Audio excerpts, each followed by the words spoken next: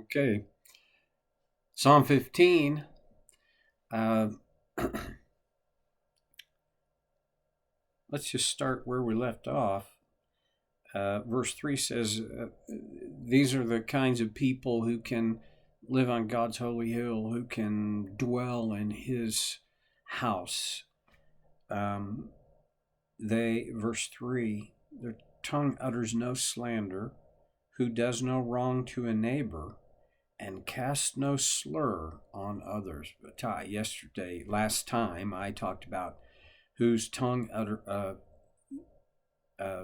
slander and utters no slander, and who does no wrong to a neighbor. Now he moves on to cast no slur on others. Look at these three things together, and my thing is, it becomes clear to me we're talking about a clean, conscienced individual. They, well, end of verse 2, they speak the truth from their hearts. Their tongue utters no slander. If you don't utter slander, well, uttering slander has to do with I'm saying lies. I'm speaking lies. I'm dealing in lies. Does no wrong to a neighbor. Okay. That I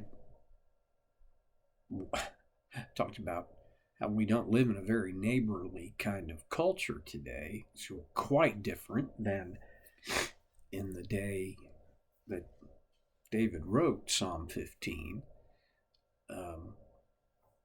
This is not true everywhere, but it's true where I live, and to a degree everywhere I have lived. I didn't talk about this last time, but when Jesus was asked, what's the greatest command? He said, the first and greatest command is this: love the Lord your God with all your heart, soul, mind, strength. And he said, and the second is like it: love your neighbor as yourself. And then the teacher of the law who asked Jesus what the greatest command was said, who is my neighbor? Well, that's whoever lives close to you, right? No, that's not what Jesus said. Jesus tells the parable of the Good Samaritan. The Samaritan merchant comes upon a Jewish man who had been beaten and robbed and left on the side of the road, more or less to die.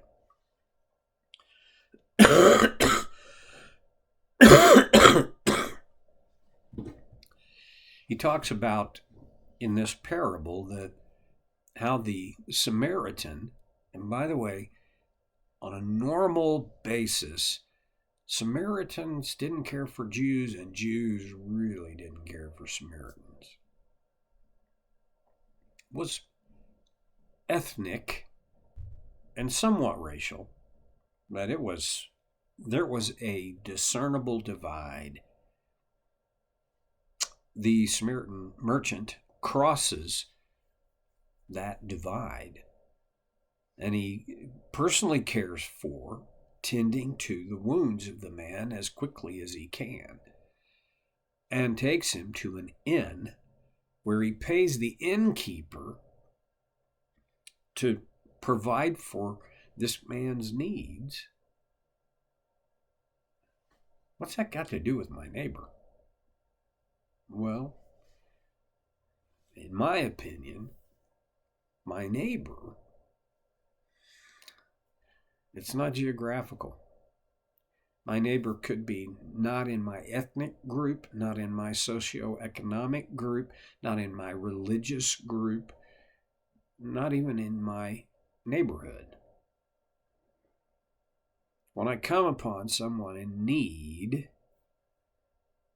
they could be my neighbor. So does this mean that every time you pass a person with the cardboard sign need money for food, anything will help, that kind of deal. So they're your neighbor? Kinda. So every time I come upon one of those, I need to hand them some cash? Well, I don't. That's up to you. And frankly, that's not exactly who Jesus was talking about when he told this parable. And yet the principle is there. I'll say it in a soft way. When I encounter someone with a need that I can meet, in the broadest sense, that's not by accident. I encounter them because God either permitted it or caused me to. And that person could be my neighbor. The point is, I do what I can for those who have legitimate needs. Okay, well, it gets cloudy, doesn't it? And it still comes down to, I have to make a judgment call. Anyway, they do no wrong to a neighbor. And then they cast no slur on others. That's a little bit of the word picture there always makes me kind of chuckle. Cast a slur.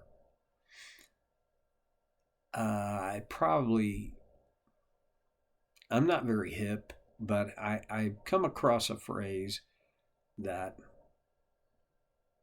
it wouldn't have fit back then, but today I think a similar idea is to throw shade, right? Casting a slur. There's different kinds of slur. There's the racial slur. There's the sexual slur. What's a slur? In music, a slur is where you eventually get up to the pitch. Okay. It's not very often down from, but getting up to it. Really, what it kind of does is it blurs the pitch until you get there. So a slur, a verbal slur, it distorts. Again, we're into the idea that if you don't cast a slur, basically what that means is you tell the truth. So you can't cast a slur with the truth.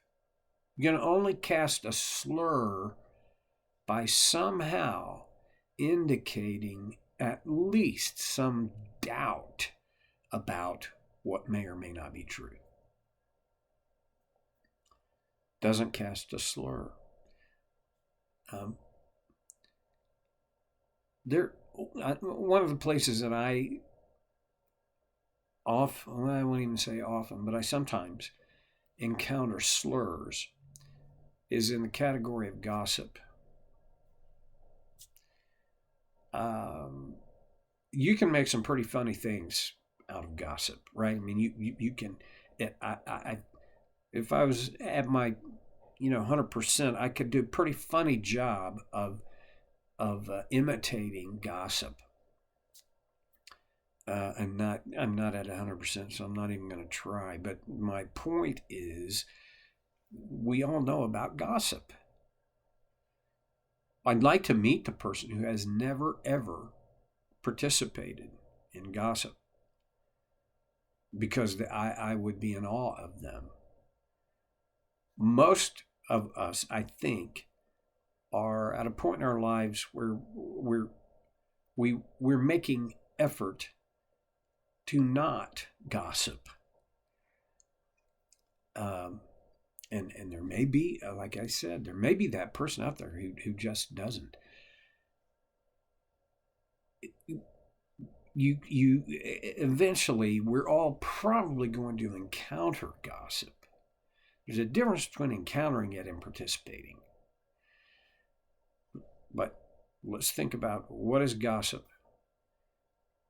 Is gossip the transmission of information? Yeah, kind of. But see, real gossip, juicy gossip, really fits into the slur category, because the most juicy gossip is about an event which one person interprets to another. Or if they don't full on interpret it, they just question, what could that mean? The implication is it means nothing good. I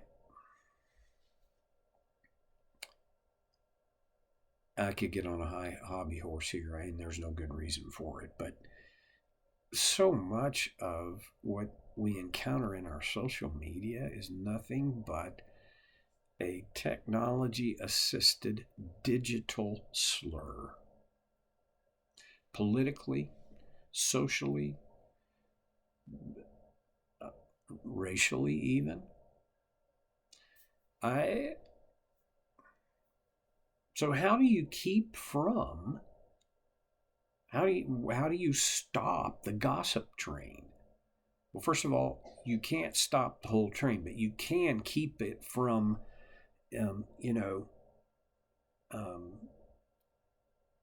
depositing its contents on your platform. And the best way I know of is, it's pretty direct. It might even seem coarse and crude. But the best way I know of is when I pick up that, this is gossip, is for me to say, wait, hold it. I don't need to know that. The second way is to say, have you spoken to that person about this? Because virtually all the gossip I have ever heard or experienced or even participated in, the answer to that question would be, well, no. But that sometimes can shut a gossip down. If I'm the gossip, I don't want to be the gossip. You don't want to be the gossip. One of the things we got to do is notice it when we're slipping over into that mode. We don't cast a slur on others. Don't just toss it out there. Don't just throw it. There's no good future in it. It won't help you. Certainly won't help the other person. And if you think you're doing this to stop some bad thing, casting a slur is not going to stop the bad thing. It just promotes another bad thing in you. When people work from the basis of honesty, they don't cast slurs, they don't do anything wrong to their neighbor, they utter no slander, they speak the truth from their heart. That honest people, I want to be one.